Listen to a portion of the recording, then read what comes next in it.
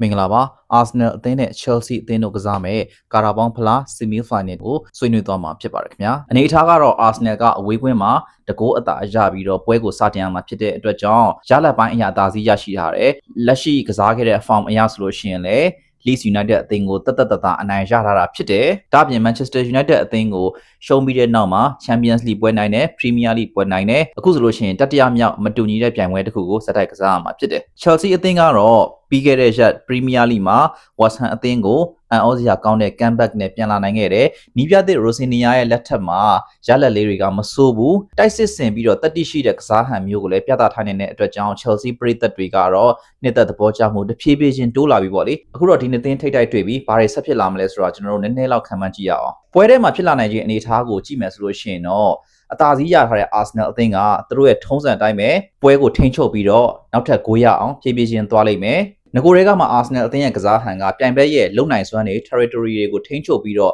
သူတို့လက်ထဲကိုကင်ဆုပ်ပြီးတော့အခွင့်အရေးတွေကိုရှာတတ်တဲ့အသင်းဖြစ်တယ်။ပွဲရဲ့အနေအထားအရ Chelsea ကတော့မဖြစ်မနေနိုင်မှရမှာဖြစ်တဲ့အတွက်ကြောင့်ငကိုတွေကသူတို့ရဲ့ပုံစံအတိုင်းတွန်းတဲ့ကစားမှာဖြစ်တယ်လို့ game ရဲ့ပေးထားချက်ကိုတည်းက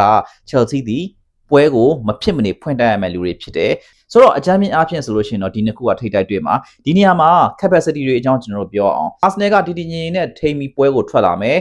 Chelsea ကကျတော့ထိုးဖောက်မယ်ဒီနေရာမှာ Arsenal ရဲ့ခံစစ်ကို Chelsea ကထိုးဖောက်နိုင်မှာလားဆိုတဲ့တစ်ချက်ရှိတယ်ပြီးတော့ Chelsea အသင်းရဲ့အားနည်းချက်လို့ပြောရမယ်နောက်တန်းတွေဒီနောက်တန်းတွေကရောနောက်ဆုံးပွဲစဉ်နှစ်ပွဲမှာ9ဂိုးတိသွင်းထားတဲ့ Arsenal အသင်းရဲ့တိုက်စစ်ကိုထိန်းထားနိုင်မှာလားဆိုတဲ့အချက်ကိုလည်းစဉ်းစားရမှာဖြစ်တယ်တေချာတာကတော့ Arsenal အသင်းရော Chelsea အသင်းရောဒီအတောင်တင်းဆုံးလူစည်းကိုထွက်လာလိမ့်မယ်လောလောဆယ်အနေထားအရတော့ Arsenal အသင်းကနည်းနည်းလေးလူအင်အားအရပိုတားလို့ပြောရမယ်သို့တော့လောလောလတ်လတ်အနေထားမှာပဲသူတို့ရဲ့အတွင်းလက်ကစားသမားတိုက်စစ်အဖြစ်လဲသုံးတဲ့ Mikel Merino အနာတရဖြစ်သွားတဲ့အတွက်ကြောင့်သူတို့စီမှာ squad ပိုင်းဆိုင်ရာနည်းနည်းလေးအကန့်အသတ်ရှိနေတယ်အရန်အင်အားဖြစ်တော့၎င်းဒါမှမဟုတ်ဒီလိုပွဲမျိုးဆိုလို့ရှိရင်ပွဲထွက်နိုင်ခြေများတဲ့ Merino မပါနိုင်တာဖြစ်တဲ့အတွက်ကြောင့် Arsenal အသင်းရဲ့ကွင်းလယ်ပိုင်းဘယ်လိုထွက်လာမယ်ဆိုတော့စိတ်ဝင်စားဖို့ကောင်းတယ်ဘာကြောင့်လဲဆိုတော့သူတို့အသင်းနေနဲ့အခုPremier League မှာတော်တော်လေးအရှိန်အဟုန်ကောင်းနေပြီဖြစ်တဲ့အတွက်ကြောင့်ကစားသမားတွေကို rotation လုပ်ပြီးတော့စူးစမ်းကစားနေတာကိုတော့မြင်ရတယ်။အချိန်ထဲမှာလည်းအမြဲတမ်းပွဲထွက်ကစားသမားတွေကိုပဲတောက်လျှောက်သုံးနေရတဲ့အတွက်ကြောင့်နီးပြအာဒေတာပေါ်မှာလည်းဝေဖန်မှုတချို့တော့ရှိနေတယ်။ Chelsea အတွက်ဆိုလို့ရှိရင်တော့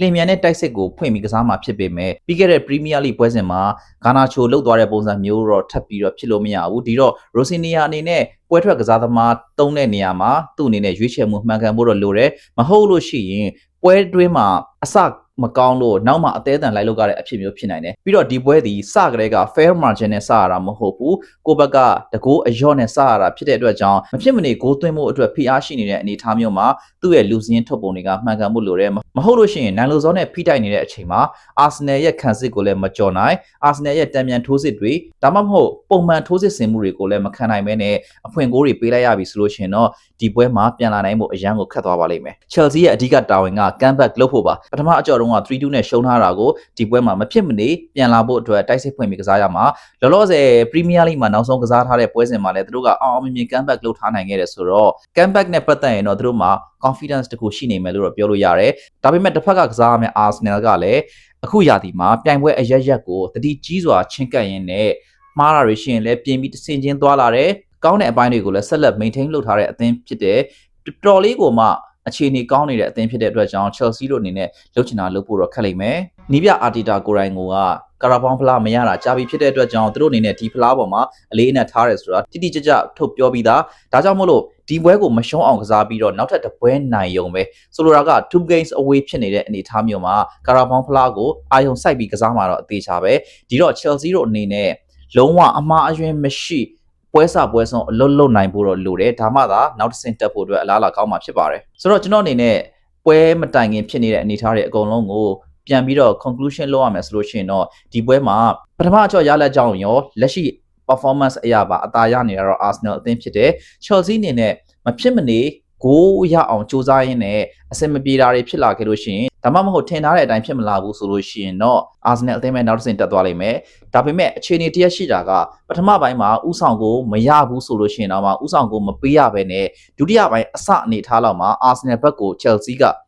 ဖွင့်ကိုသွင်းလိုက်နိုင်တယ်ဆိုလို့ရှိရင်တော့ game ရဲ့အနေထားကတမျိုးပြောင်းသွားနိုင်ပါတယ်တကယ်ကို strategic ဖြစ်တဲ့ moment မျိုးမှာ Chelsea အနေနဲ့အဖွင့်ကိုရဖို့လိုတယ်ဒါဆိုလို့ရှိရင်တော့ ရိုစင်နီကတော့အုပ်စုအနေနဲ့ပထမအကြောကရလဒ်ကိုခြေဖြတ်နိုင်မှု chance ရှိတယ်အာဆင်နယ်ဘက်ကိုပြန်ပြီးတွေးမယ်ဆိုလို့ရှိရင်တော့ကိုယ့်ဘက်ကအဖွင့်ကိုစပြီးတော့သွင်းနိုင်မယ်ဆိုလို့ရှိရင်တော့အကောင်းဆုံးပဲဒါမှမဟုတ်ဘူးဆိုလို့ရှိရင်တော့ strategic ကြတဲ့ moment တွေမှာဂိုးမပေးရဘူးလို့တယ်ပထမပိုင်းမှာတကိုးပေးလိုက်ရတာမျိုးဆိုလို့ရှိရင်လည်းဒုတိယပိုင်းမှာလိုအပ်တာပြင်ဆင်ပြီးပြန်လာနိုင်သေးတယ်ဒါပေမဲ့ဒုတိယပိုင်းအစထက်နည်းနည်းလွန်တဲ့အချိန်မျိုး60-65ဝန်းကျင်လောက်မှာ Chelsea ကိုဥဆောင်ကိုပေးလိုက်ရမယ်ဆိုလို့ရှိရင်တော့မထင်မှတ်ထားတဲ့အခြေအနေတွေကြုံပြီးတော့ PR အောက်ကိုရောက်သွားနိုင်တယ်ဒီအချက်လေးတွေကိုတော့ Q ဆက်ရမှာဖြစ်ပါတယ်ဆိုတော့ပိုအလားအလာကောင်းနေတာက Arsenal အခြေအနေကောင်းနေတာကလည်း Arsenal ပဲ